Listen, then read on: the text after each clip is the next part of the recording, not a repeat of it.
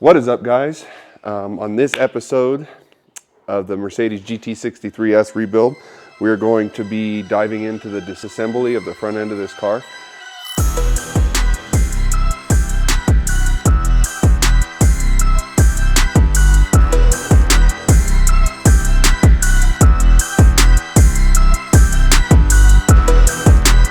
Okay, so here is the main area of damage, almost the only damage on this GT63S that we're in the process of rebuilding. It's the front end. So we've already disassembled the bumper and got it off of there. And really, it looks like it just clipped right below this reinforcement beam, which is pretty good, although it did knock out all the coolers. So condenser, radiator, intercooler, I believe an oil cooler, maybe transmission oil or engine oil cooler, and possibly a power steering oil cooler. Knocked all that out, and a lot of bracketry and an undershield and a fender liner, and that's about the extent of the damage from what we can tell right now. Okay, so just to give you guys a little rundown of how we do things when we start a job. We have these parts carts. You don't have to have a parts cart, but having a system is important when you start taking apart a complex car. So our system here is everything damaged and broken goes on our bottom shelf, which we're going to run out of pretty quick here. All the R&I parts, the parts that come off and they're okay and they're going to go back on the car, go on our upper shelves. And as we get the new parts in, we can then take one part, grab it off of here, mirror match it, and throw the old one away, and then build back on the car. And then as you can see, we are very detailed in the way that we disassemble the parts that are good and are going back on the car. We know it's a badge because it looks like a badge, but we write badge on there because sometimes maybe somebody's going to put the car back together for us than the person that took it apart. So that's that. We also have these little divider tackle boxes here. As you can see, it's all labeled very neatly, and then when you open it up, it's all divided.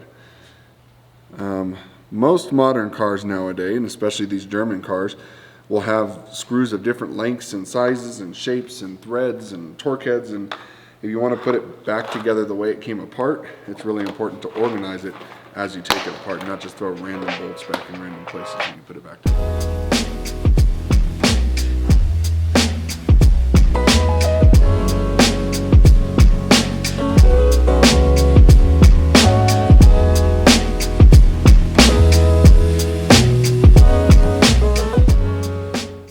So there's something beautiful about these extra builds that we do here, because we work all day and we clock out and we work on this stuff, which we're very passionate about. But just give me flashbacks of the McLaren build.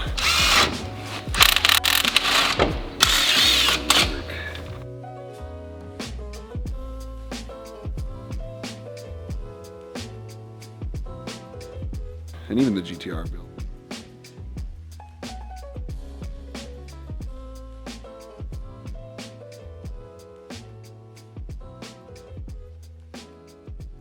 Starting to get dark, and I don't think I'll be here super late.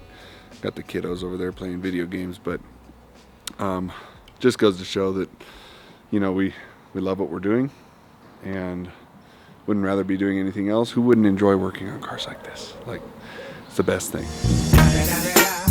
It's the motherfucking Eagle Double G. Snoop Dogg.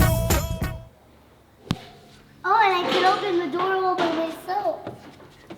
Locked? No, go ahead. There you There you go. go. Watch what you're opening it into. This thingy. Oh, the cup holder cover. Alrighty. And what's the rule when you get in the car? No shoes allowed. That's right. All right, good job, guys. Go play.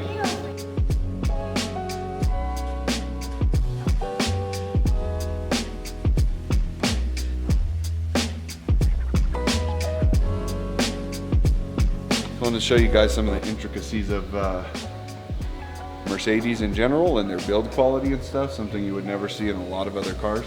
As I'm taking apart these coolant lines, you can see there's these junctions and coolant lines that are running all over the place for different coolers. And instead of leaving it to chance to figure out which one goes where, they labeled them as you would think 1, 2, 3 or ABC, but on an AMG, they label them A, N, and G, as you can see on this manifold here.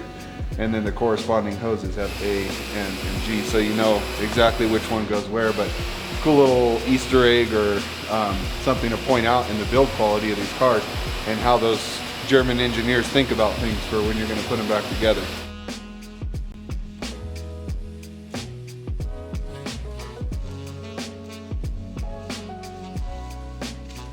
So we got the undershield off of this, which was damaged right at the front, and fortunately it's not some flimsy plastic or even carbon fiber piece. It's a thick metal piece because it does protect all of the steering gear, the front of the subframe, the oil pan, and a lot of other important and expensive things.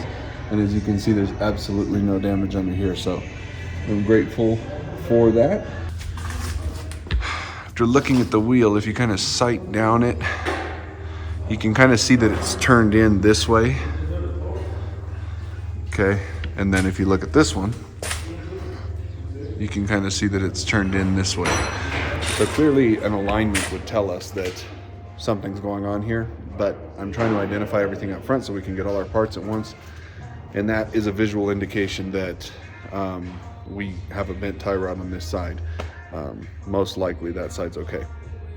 Likely due to one of the tow truck drivers hooking a tow hook to the tie rod.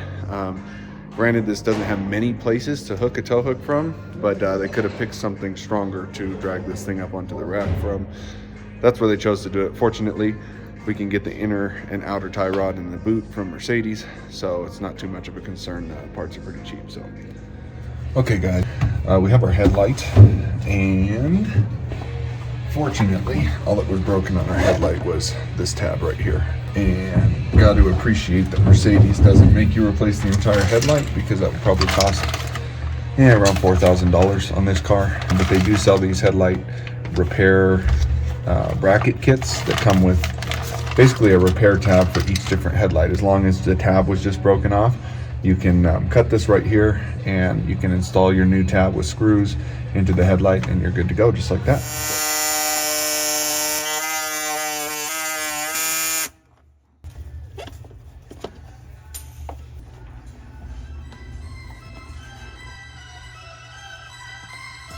Thank you guys for watching. Be sure to like and subscribe, and stay tuned for the next video where we're going to be getting this bumper all painted up and color matched. Brett has a really good explanation of how he gets that color just right.